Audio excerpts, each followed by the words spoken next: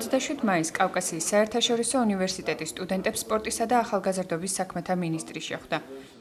ლევან ყიფიანმა დამსწრე აუდიტორიას სამინისტროს ძირითადი ხედვა და გეგმები გააცნო. მინისტრმა განსაკუთრებული ყურადღება სპორტული ინფრასტრუქტურის, განათლებისა და სამართლის კუთხით გახორციელებულ პროექტებზე გაამახვილა.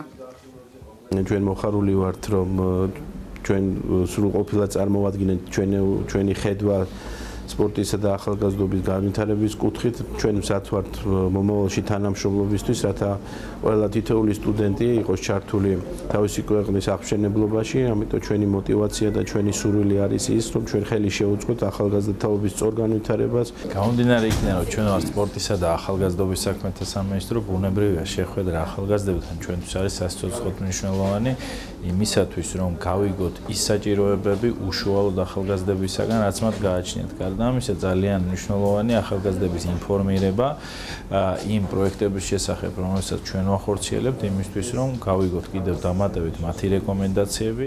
სტუდენტების განსაკუთრებული ინტერესი ახალგაზრდული ცენტრების ჩამოყალიბებამ და პროფესიული ორიენტაციის პროგრამამ დაიმსახურა. აუდიტორიის შეკითხვებით სწორედ ახალგაზრდულ ორგანიზაციებს, ფეხბურთის განვითარების კონცეფციას და ამ პროცესში მუნიციპალიტეტების ჩართულობა შეეხებოდა.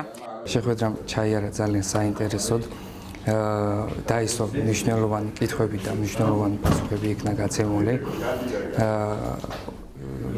რექტორი და შესაბამისად უნივერსიტეტი სამინისტროსთან ერთად შეთანხმდნენ ერთობლივ თანამშრომლობაზე, ერთობლივი სპორტული და საგანმანათლებლო პროექტების განხორციელებაზე. შეხვედრის ბოლოს კავკასიის საერთაშორისო უნივერსიტეტსა და სამინისტროს შორის მომავალი თანამშრომლობა დაიგეგმა.